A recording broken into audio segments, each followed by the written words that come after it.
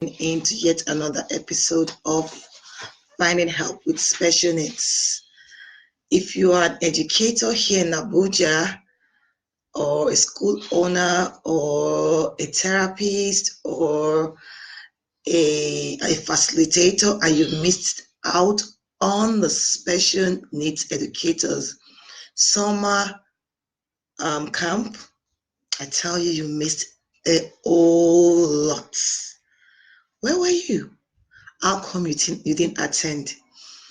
Well, just look out for on my social media page and on Cadet Academy social media page to see what you missed, and keep following us to see how you can catch up with what you missed. So follow at Lola Aneke on Instagram, follow Lola Aneke on Facebook, follow at C Academy on Instagram, and also follow Cadet Academy Comprehensive Autism and Related Disabilities on Facebook. Thank you, Golden Link. Thank you. Charles, thank you for joining in. Hey, Aisha, thank you for joining. Mimido, thank you for joining in. Wow, thank you, guys. So, you know how we do it. For the first few minutes, we do a recap on what we talked about last week. So last week, we talked about where is my shadow? And then we tried to explain, I tried to explain the various kind of services that can be provided for children with special needs, and that inclusive education is not all about shadows. And then if you must have someone to work with a child, be it a therapist or a facilitator, they need to be fully equipped and ready to take up the challenge to move that child from one level of severity to another, as opposed to just maintaining the child, because our ultimate goal should be to move these children towards independence. So so that was what we talked about last week, and I'm sure you've seen the topic for this week, which is the power of support. I just thought to talk to us about the power of support as individuals, as families, as society as a whole, as organizations. And I had some thoughts in my mind, and like, I always tell stories about my personal experience that leads to some of the topics that I discussed. Thank you, Cindy. How are you? I see you sent your son to college. How is it like? Wow, Ogechi, thank you for joining in. Pretty Joe, everyone, thank you. Send me likes, send me heart, and let me know you're with me. So like I said earlier on, we'll be talking about support. We all have a part to play, and we have something to. Do not think you have nothing to offer. There's something you can offer to the special needs community, as a family, as a friend, as an individual in society, as organizations, as schools, as therapists. There's something you can offer, and never down yourself and say there's nothing you cannot do. So I'm going to take it bit by bit. I'm going to start with the family. So if you have someone that has a child with special needs, what kind of support can you provide to the family of that child? What kind of support can you provide to the mother, the father, even for the child? Like I said, there's a story I read earlier on, and it was about this lady who had a child with cerebral palsy, and she was quite overwhelmed. During the training that we had, the summer camp, the special needs educator summer camp, we had parents were with us, because I remember someone asking me, can parents also come? And I said, why not? For a child with special needs, the knowledge you need to acquire is not just for the service providers. And like I said to service providers also, we need to work together. Parental involvement is very key.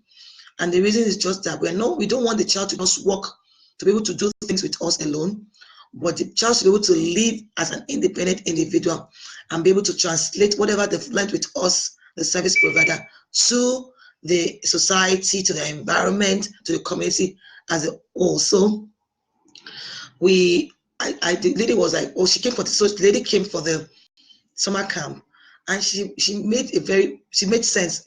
She said something like, it's not easy to be a parent. So it's not easy to be a parent. We all know what it means to be a parent. And I laugh at myself sometimes. I don't want to lock myself up in my room and be there just quiet. I just need my peace and it's my me time.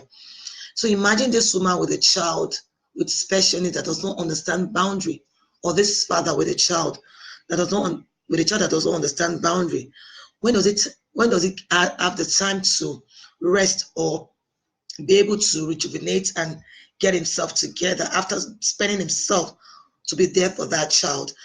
If you know what it means to have a child with special, yes, we all know by now. You should know that we have like three categories of this level of severity. So we have the mild, the moderate, and the severe. Type of support this child is getting, that will determine um will I say leisure the parent can have, the kind of time they can have for themselves.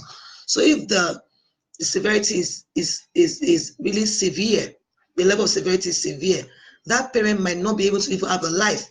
So he doesn't get to go for social gatherings because we as individuals, we keep staring and we keep talking down at them, thinking that they're not taking good care of their children, or do they not monitor or discipline their children enough.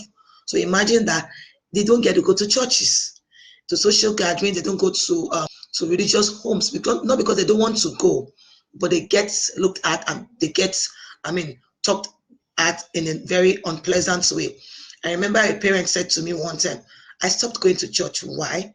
Because when I go to church, people tell me I can't stay in the church with my son. The child is living with autism. So what I do is I stay in the car and try to listen, because there was a public address system that makes the sound amplified. But even at that, it was not convenient. So I just stayed back at home, and I'll be addressing that also, kind of support religious homes can provide for parents of children living with special needs. And like I said earlier on, we have to, as friends and family, there's something we can offer. The story, and I wish everyone can read this book, it's called Out of My Mind. I always recommend it for anyone that wants to know about some level of special needs. So this child was living with, and it's a true life story. It's called Out of My Mind. This child was living with cerebral palsy, and no part of her body was moving. She could only blink, and the little finger was moving. And that will be categorized under a very severe kind of support that this child would need. The mother and the father did all that they could. They needed to bathe the child, feed the child, help the child use the restroom. You can imagine when no part of your body is moving. That means you're totally dependent on someone. But being able to get upon herself and say, you know what, let this child come to me for certain hours of the day. One, you get to have a time to breathe and rejuvenate, and then I'll see what I could do. She went all the way to see how she could teach a child to read and write. So when I mean read and write, she was not verbal, she couldn't speak, she could not do anything. The only thing she could do was to blink and her fingers. So someone will be asking this question, how come she could read? How do you know she can read?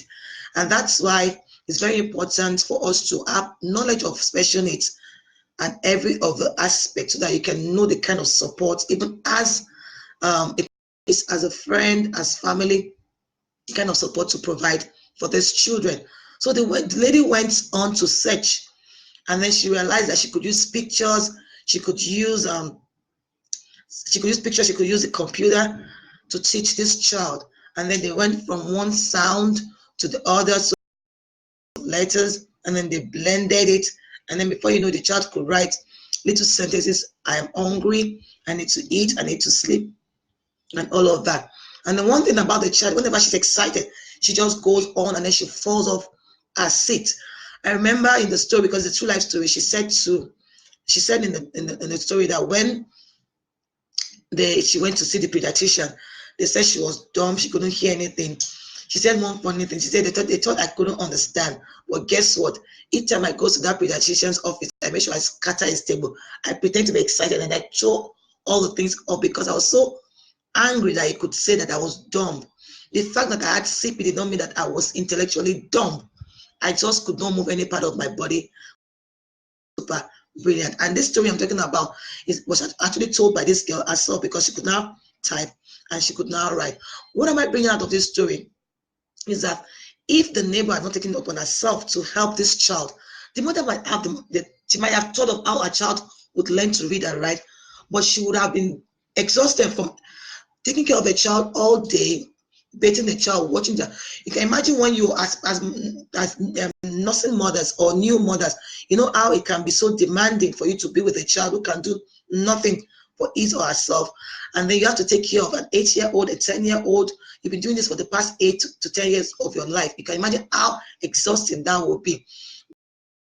Was very sensitive, and I might sound really religious today, but there's anything I learned earlier on this morning and even in church, the world is going crazy. We don't care about anyone no more. We only care about ourselves and our families, and that's not God's intention for us.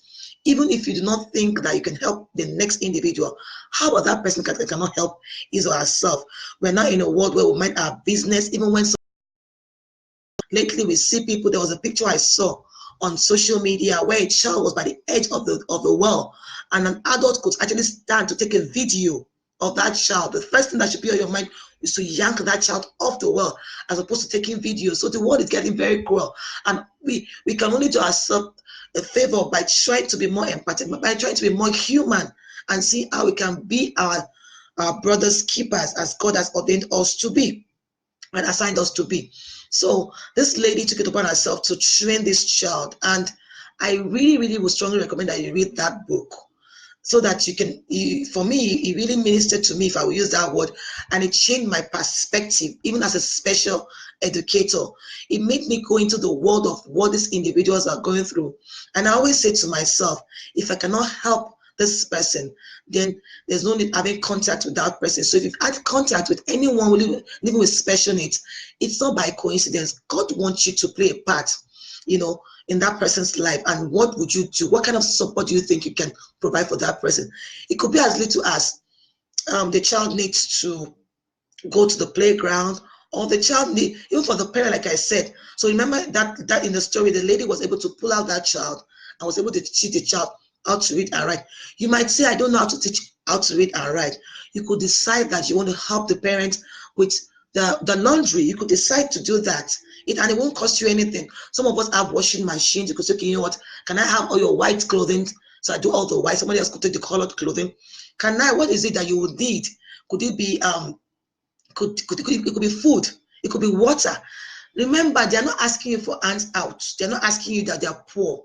They just need you to take the load a bit off them, because there's a lot going on. And the way we are in Nigeria, we really don't know how to ask for help. So they would rather be on their own. And I wouldn't blame this parent, and I wouldn't blame this parent of individuals living with special needs. Most of the time, the way we look at them and look down at them, and the next thing that comes out of our mouth is, hey, yeah. The next thing that comes out of our mouth is that the child is not disciplined. The next thing that comes out of our mouth is, what did she even do that made her have such that kind of child? The next thing that comes out of our mouth is that, oh, it must be a spiritual attack or something from the village. I remember the part of the Bible where I sound like I'm preaching today, but I just can't help it. Where the man that was blind, and the disciples were asking, so who sinned? Who's at fault for this particular disability, so to say? And Jesus was like, no, that is there so that situation is there so that God may glorify himself in that situation.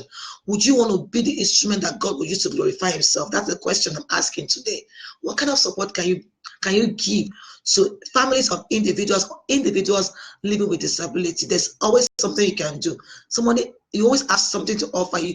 It's because he's not giving a good thought to say, what can I do? And good examples. Think of how you can play dates. Some of us have friends that have children with special needs, and you're like, no, I don't want them to come close to my children. Disability is not contagious. I say it again, it is not contagious. I have had opportunity to work with these children. I've had opportunity to embrace people living with visual impairment, or who are totally blind, who cannot talk, and I am talking. I am still. I am not living with autism. I'm not living with CP. I am still very okay. My kids have had contacts with these children and they're doing fine. It is not contagious. We talked about that some episodes away. So what is your fear? What is it? What is it that is not making you help these individuals have an inclusive life? I was saying just yesterday at the training, I said, look, disability is an inability to do something, yes, but handicap is a limitation placed on someone.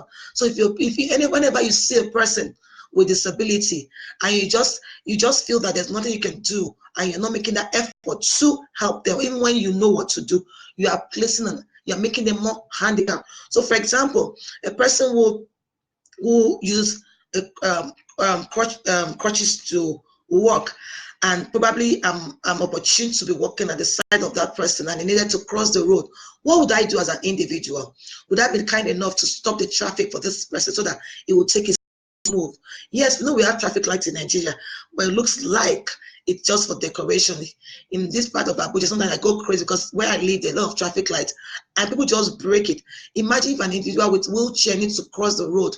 What would you as an individual do to make sure that this person crosses the road with no form of accident? The fact that they're already disabled is enough for us to be very mindful of their situation. These are things you could think about as individuals, as families, to be able to support these individuals and their families living with disabilities. Let's advocate for them. Let's speak up for them. Read about, I'm sure they're like, oh, what's her business? Why is she speaking this way? They'll always be with us. And I always say to people, disability, some disability you're born with, some of them you might get to be a disabled person, which I'm not wishing for anyone, but it happens that you could be involved in an accident, and then you have an orthopedic issue of being disabled. I remember what the good book said, what it says. What is commonly said, you will reap what you sow. That is the truth. That's the law of life. Whatever you sow is what you reap. So imagine if you've sown seed of helping individuals with this. Like I keep saying, like I'm saying, it's not like I'm wishing anyone, but we can be disabled at any time. Remember, it's an inability to do something. So several factors could lead to you as an old person becoming disabled at some point, and then being in action, thinking, oh, why are people not even paying attention to me? Oh, why are they not? But did you ever help anyone? Did you think of ways you could support individuals living with disability? Families or friends, for neighbors, please let's not keep to ourselves. There's something you can do, really and truly. Give it deep thought. I've given you ideas on how you can help. I've told you a story about how a lady was able to help a neighbor. There are things you could do, and never look at it as if you're doing them a favor, like a pity thing. Hey, yeah, okay. They say we help people with special needs. Oh, this leftover food, let's take it to them. They are not beggars. I remember there was an organization that reached out to me in April when we had our special needs family fun fair, and they were like, oh, we needed to do something for Children's Day. I'm like, okay, so what do you want to do? Oh, they said they wanted to partner with our organization to help them. So I said, so what's the idea? I know I work with children with special needs. What would you want to do? And they said, okay, so what we're thinking of doing is having all children come in. We're going to move the children with special needs to one corner, and then we'll give them maybe food, we'll give them. And I'm like, excuse me, is that all you're planning to do? How about you make it a day for everyone, and then you get them to do? Why are you giving them food? Are they beggars? Because most of when we think of helping children with special needs, the first thing that comes, some of these children lack, they're poor. No, not all of them are poor. People have said to me that they want to come to my center, they want to bring food, they want to bring clothes, and I'm like, no, not all of them are poor. Some of our parents are doing very well. They just need to educate their children. So don't look at it from the point of view of, oh, they need hands out. No, what can you do, humanly do, in your capacity, as opposed to the pity party kind of thing? What can you do to help them boost their self-esteem? What can you do? I remember a few months ago on the International Albinism Day, we had these individuals come in, individuals living with disability and individuals living with albinism. They came, they are the army rehearsals for me, because you would have thought that such things would bring out the best in these people. So for a while, we've been having rehearsals with them. They would do their makeup, and then they would wear their clothes for the runway. And you needed to have seen the look on their faces. I wish everyone was there to hear them. I wish we could record it and share it on social media to show you the level of, so they never saw like, oh my God, am I this beautiful? Oh my God. And you need to have seen them on the day of the on the runway that day. They were just so full of, they were just full of appreciation. They had this, their self-esteem was lifted. They had evidence. They wanted to go. We had like 3 sessions of the work with the runway, and they kept on coming out in different attire, and you could see that they were fulfilled. That people could look at them, people could clap for them, people could celebrate them. It was something for that. For me, that was the most fulfilling thing I think I did. Well, I'm always working with them, but I could see the expression on their faces, and I'm like, oh wow, really? We had those that could paint, and then they painted those that could make beats. It was. I wish everyone could be a part of, so that they could understand the best ways to help these individuals. So that's for the way we could support them. Never look at it in a way that you're handing out things to them, or you're trying to help the poor. No. We have parents. Remember, disability is no respecter of any social economic background. It cuts across any background. So do not insult them. Yeah, just the way a blind person, you don't hold, the blind person holds you, because it's the one that needs you. So if there's anything you do, if you feel there's nothing you can do, why don't you read up on disabilities? Just read up, see what works for them, so that we don't. Because I remember there was a time my first experience with a person who is visually impaired, and he said, and that was when I learned that. So he wanted to work, and I just wanted to. He said, "Look, Lola, don't do that. Let me be the one to reach out to you. It's not because we always need help from you, and the kind of help we need, you guys make it look as if we are totally useless. They're not useless. This is somebody speaking from what they're going through." So I just thought of it. I said, what ways could I share on the issue of how we can support individuals living with disabilities? So that's for friends, families, and people around, community, and all of that. I wanted to take it orderly, one after the other, but I guess for some reason I'm going to be taking it in different parts. So I also talked about, I wanted to talk about the therapists, the schools, and service providers. The summer camp we had for special educators, we realized that a lot of people have a good heart to want to help these children, but we're not fully equipped as to the strategies and the techniques that we can use to help them. So we have a good heart, you want to help, but the way special education is quite dicey, and you need a lot of knowledge.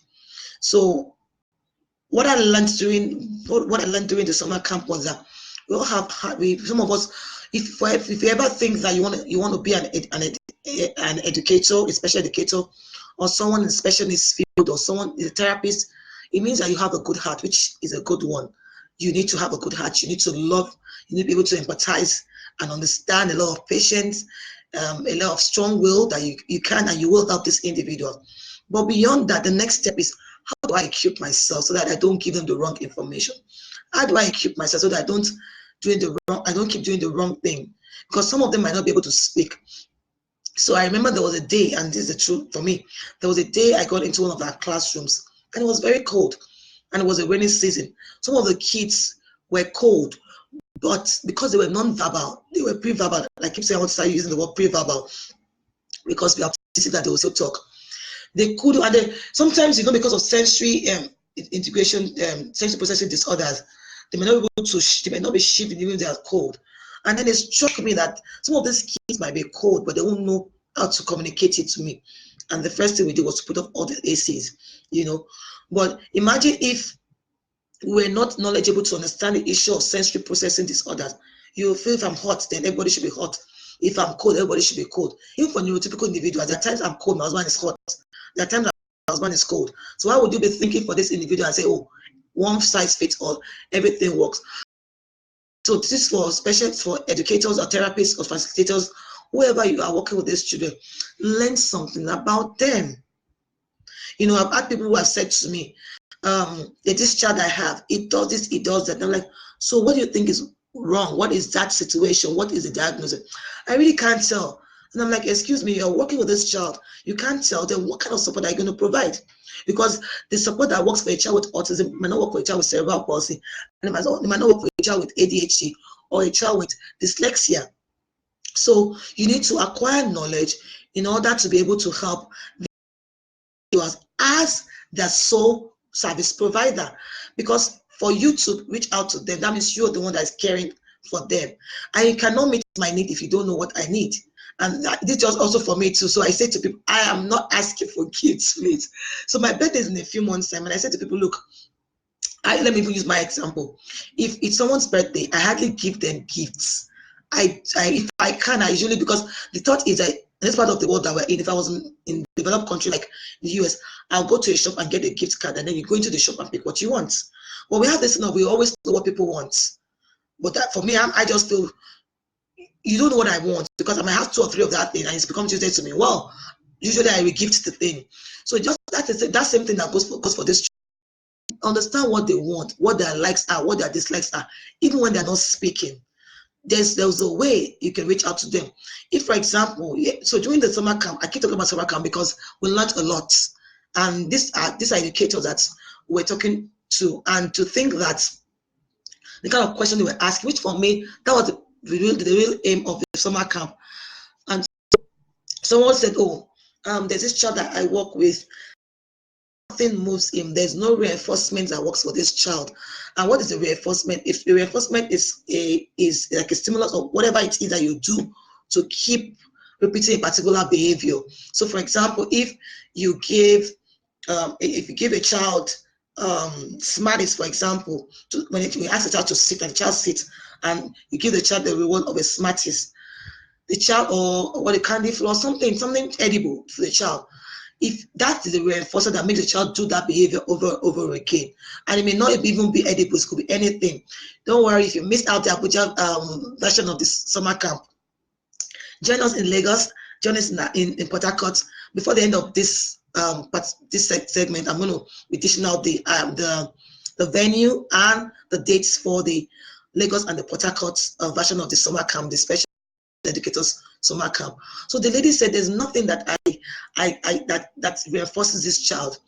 And thankfully, one of us said, look, there's something you need to find out to help the child to bring back the behavior. Even if the child is not talking, as little as blowing bubbles excites them, as little as like some sensory balls, when you show them on the floor, it lights up, excites them. So there's something, even when the child is not talking, that thing that they do shows you there's, communication, not just verbal communication, have non-verbal communication. So show out that ball, show something, and see the look on their face. That's a sign that it excites them. So you can actually help them. You can actually communicate with them even when they're non-verbal. So as special educators, as therapists, as facilitator, whoever you are that provides services, as speech therapist, as physical therapist, whatever service you're providing for these children, if there's anything you can do for them, yes, you're saying to yourself, I'm already supporting them. Beyond supporting them, you can do more by acquiring knowledge, by reading up, by doing research, by attending trainings, so that you can know the best way to help and support these individuals. Okay, so I think I need to say hello to a lot of people there. Wow, Aneke, thank you for joining in. Oh, thank you for joining in. Mrs. Ogunde, thank you so much for joining in. Miss Aisha Sule, happiness. I really appreciate every one of you for joining in. It just shows me that you all want to help our kids with special needs and you want to acquire knowledge, and this means a lot to me. And you know what? People usually say that teachers, their reward is in heaven. I tell you, I do not believe in that. Our reward is right here. And if you are interested in our kids with special needs, then your reward is double here on earth and also in heaven. So thank you for joining in. So Nana is just saying something like everybody has something that reinforces their behavior. What was the preference assessment done? Yeah. So you know what? And things are done appropriately. So people go for trainings, people are certified to be able to work with children with special needs. But in Nigeria, we have limited manpower, we have limited training. So people just shadow someone working with special needs without understanding the theoretical aspect and all the theories and that they need to be able to apply. And that was the same question we asked. Your first meeting with the child, was an assessment done? It doesn't have to be a formal assessment. You need to do some form of informal assessment so that you can gather the preference of the child when it comes to reinforcement. There's something we call reinforcement from reinforcers. So it goes with hierarchy, because sometimes if whatever you're using to reinforce a child at a particular time isn't working, you need to look into your reinforcement list to be able to say what's the next thing. And for whatever task you're giving to a child, the reinforcements must be proportionate to or a little higher than that task or than that ST or than that whatever it is you're making the child do, so that the child will be able to give you more of that behavior as opposed to the child losing the behavior. And it also brought me to a question that was asked us yesterday also. A child was doing this and then it stopped and I can't understand what's going on. And the same question I asked, what were you doing before? Be it the accident, be it the consequence, what were you doing before? And like, oh, we do this. Can I see your data? Can I see your record? Can I see something to show so that we can look? These are human beings first. So you cannot just say, oh, he wasn't doing this yesterday, he's doing this tomorrow. You need to take record so you can go back and check what you were doing wrongly or what you were doing well that helped to reinforce that behavior. Yes, so not only empowerment, and empowerment builds skills. Absolutely. Thank you so much, Stacy. So that's it. You can't just say I'm there, I'm available. And I always say to people, when you are not fully equipped to work with children with special needs or individuals with special needs, you are doing them more of a disservice as opposed to doing them a service. It's not enough to say I'm available. You need to acquire knowledge. You need to acquire skills. In this part of the world, we need to take trainings very seriously because research keeps going on and practice change. Research keep going on and things change. So you need to keep empowering yourself. Don't say, oh, it's too much. I was saying to someone that the summer camp we had, you need to have seen the level of the kind of people that our facilitators were well seasoned. They knew their onions. So we had the technology lady, we had somebody speak on knowing your purpose, we had professionals speaking about special needs and the core special needs. So it's not enough to say that you're a special educator. How professional are you? And that also has to do with support. You are a service provider, you already have a time you've said you're going to work with a child. So you say, I'm going to be working with this child 2 hours every day from 2 o'clock to 4 o'clock. It's not enough to say that. You need to be able to keep to your words. Integrity is very important. And that's the support if you do not think so. Because a child, some of these children have the way they regulate themselves. I don't know if anyone has ever worked with a child and there's no clock in your classroom or for whatever reason the child cannot see the clock. They know it's 10 o'clock. For some reason they will get up. It's time for breakfast or it's time for break. And you're wondering, oh, this child seems to be, they have, in as much as they have disability, they have something that they use to regulate themselves, so they know exactly what's going on. So imagine that child that knows the time you're supposed to come by 2 o'clock and then you get there by 3 o'clock, or you don't even show up at all. You are not providing that child support because you're supposed to move that child towards independence. You're giving this child, and you're making the child unstable. Instability sets in. And then the child, as opposed to moving forward, is dealing with your issue of inconsistency. So we need to equip ourselves. We need to be fully ready to say we are working with these children. Yeah, people will say, oh, but we are trying. Yes, you're trying, but think of these individuals. These are our future. These are people that are going to grow and become adults. So if you're teaching them functional life skills, if you're teaching them self-help skills, and you are not consistent, I say to people, if you cannot give what you do not have, if you're not consistent, if you are not disciplined, you have no business being with our children, because they're going to every of your loopholes, and we don't want to do that to them. We want to be able to give them the best of ourselves so that they can move to that next level. I think I've said a lot to service providers, teachers, educators. If you're in Lagos, I'll give you where to come acquire knowledge and the venue and the time and all the information, so you can have more of our professional development activities and time. We're going to do that. Then let's talk about NGOs. Excuse me. There's something that, hi Steve, also my coach is online with me. Hello Steve Harris. Thank you for joining in. Yay, thank you. I can see your wave. Thank you so much. I'm sorry everyone, I'm just excited. Rotimate, thank you all for joining in. So for NGOs, non-government organizations, I know they have their different sectors that they tend to support, but we know that there are some that fund children with special needs. And what I've come to realize is that they ask you, do you have a home? If you don't have a home, we can't support you. Look, there are times that it's not about homes, really, and it's not about the food or the, well, I don't know the kind of fund because I haven't gotten one. I hope we get one to support our children. But the truth is that beyond the funding that you give to the organization that work with these children, you could make it a community-based funding. Go to, I mean, I really don't know how it works, but what I'm trying to say is that, you know, when we go abroad, we seek some inclusive play area.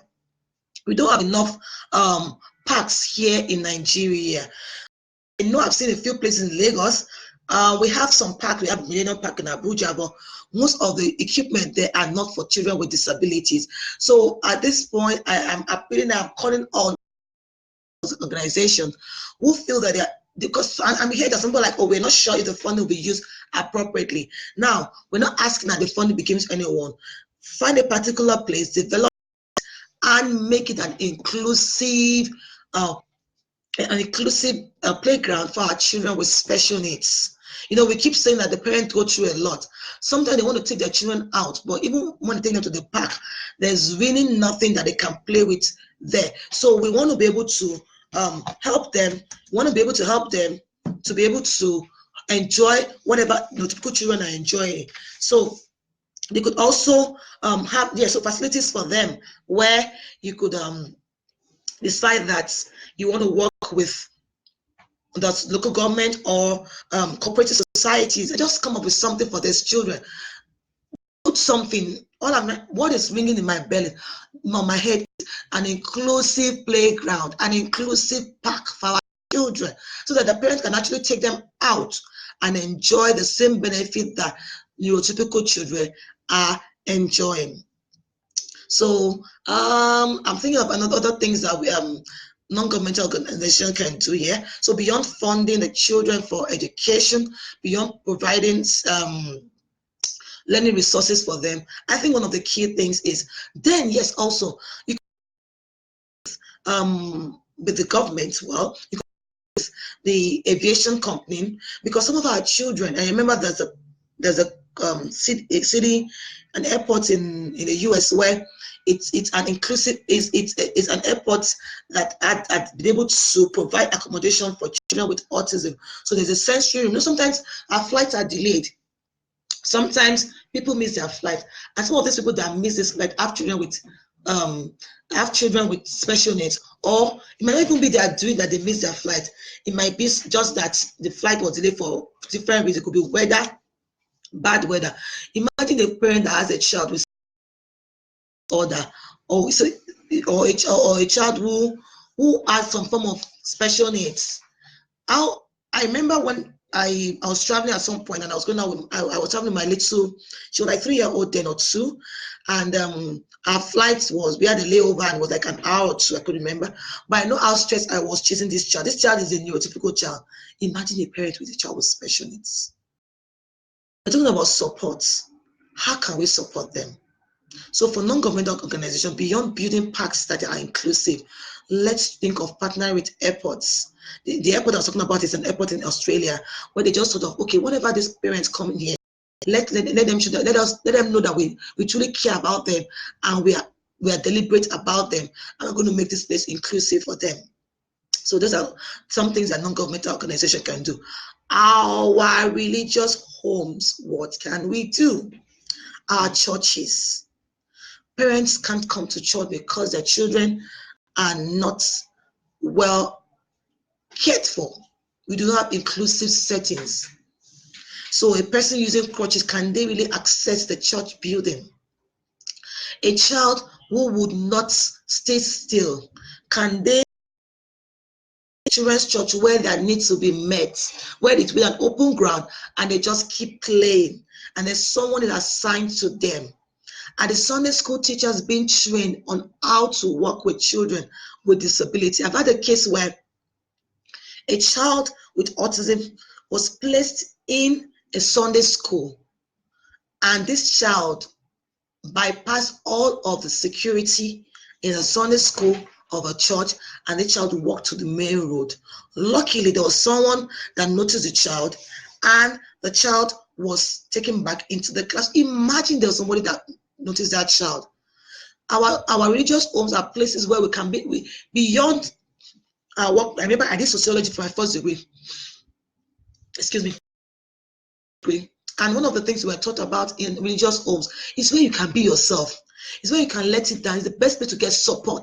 It's the best way to be yourself and not be ashamed that anyone will judge you. But such is not the case right now. And like I said, I start to be not all churches, because I've seen a friend that said to me that they have an inclusive setting in their church. And I've had churches who have called my organization or called me to come have trainings for the teachers working with children with special needs. So I'm calling on all homes, our mosque. Let's do our best. If we say we are a community, so today I learned about what a community should be. It's not just about me, myself, my family, and I. It's about being our. So when you're thinking of one person, you're thinking of the other person, and it gets to enjoy the benefits. So we could also have sign language interpreters. So if you don't have a sign language interpreter, we're saying we're winning souls. We want people to know God. How can this person who is hearing impaired hear you? So let's think. It just most time we don't even think about it, so we don't know what to do. But when you give it deep thought, you will know the best way to support individuals living with disabilities. Our religious homes, we need to do more. Thankfully, we all read our holy books. We read the Bible, we read the Quran. I'm sure there's something about disability written there. If you read in between the lines, there are some that are just written outrightly, and God will not put those in our Bibles or in our Quran without Him wanting us to do something about it. So sign language interpreters, having ramps in our churches and our mosque, having sitting arrangement that will benefit individuals who are immobile, would help also provide this support for these individuals. As communities, yes, I would say something. As members of this community, I remember I saw something on it was like a game, and we had a lady who had a baby. We had an old man who was working with a walking stick, and then there was another person who had who was living with disability. And the question was, so who gets the seats first? You know how in developed countries, even in developed like America and the Western world, even in India, because I've been to India, and when you enter 3 rows are left, and you don't sit on it unless there's nobody living with any disability or an elderly person would sit on that seat. So even without being told, because the truth is that the government is trying, we cannot say the government is not the trying, but we can also do our best. Imagine we have street traffic lights and we're breaking it. So what would you do? Is that when you enter a bus, if you see a person living with disability, will you allow the person to take your seat? I remember those days, you see an elderly person, you get, nobody tells you. Where's our value? You know, we can't keep saying nobody's. What goes around comes around. And the best part of people you can help are those that can never pay you back. That's the best way we can support some of these individuals. Let's speak out for them. Let's speak out for them. Don't keep quiet when things are going wrong with these individuals. When you see something that is not acceptable, speak against it. These are some form of support we can have for these individuals.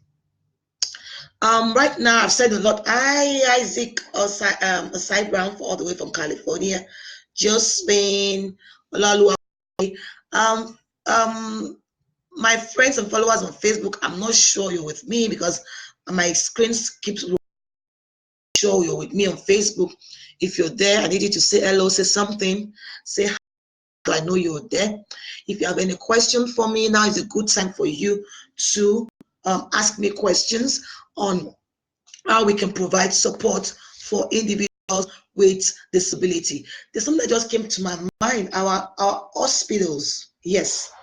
So most times when a child is born, these days we realize that our hospitals, our doctors are the ones that actually help us know if the child has a disability or not. Although I've had cases where a child is born and the doctors can see that there's a disability, and they wouldn't say. Probably they're not professional enough to be able to say what's going on. And I need to be sure that we're live on yeah, so we're good. Sorry. And they don't say anything. Things. You see that they do not know what's going on, or they are aware and are not professional enough to be able to explain, because of the psychological effect on the parents. But beyond you saying what's going on to that parent, or say, oh, your child is not going to talk forever, or your child living with cerebral palsy, or your child living with autism. What are you doing to help that child? I'm sure most hospitals have psychologists, in-house psychologists. You could, particularly government hospitals, excuse me, once you let them know what is going on, you can organize some form of psychological counseling for this individual. Shout out to Ola. She's doing a great job on the area of psychological counseling, and I'm super excited about what she's doing and support of what she's doing, because sometimes it's so emotional for this parents. They sleep every day thinking my child would never talk, thinking my child would never walk. And it's a lot of things go on in their mind, and they still have to go to work so that they can make ends meet. They still have to do whatever their regular co-workers are doing so that they can actually get. We could organize psychological counseling for them, regular psychological counseling. If you're a psychologist out there, you don't even have to be able to work with the child. The kind of support you can provide could say, look, every Monday, every Tuesday, once in a month, I need to parents of individuals living with special needs or disability, and I'm there to talk to you. You can call me, we could talk about what you're going through. I could walk you through it so that you can be sane, so to say. You are old, you are all together, so that because the truth that if you're not able to take care of yourself, there's no way you can give the best to that child living with disability. So we can all do something. Every one of us has something to offer. And if you can't do anything, then pray. Do something for us, support our individuals living with disabilities.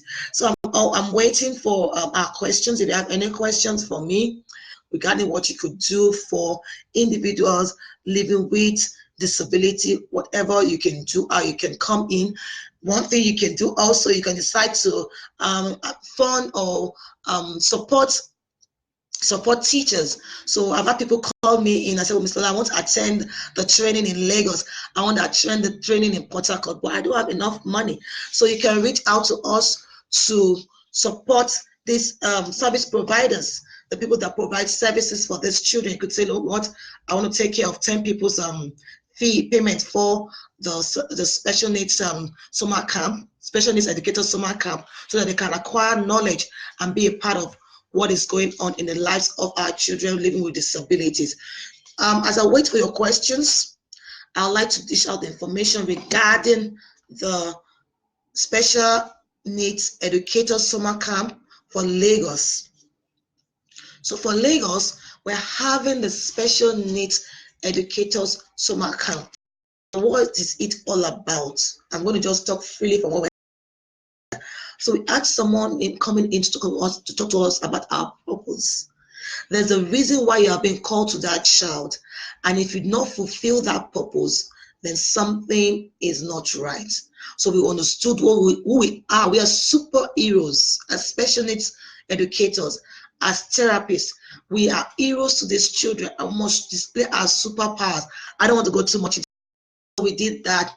We talked about promoting our trade. We talked about professionalism. We talked about issues of speech, language, and communication disorders. We talked about behavior management. We talked about managing parenting expectation. We talked about a real issue. We had to talk, and everyone felt left.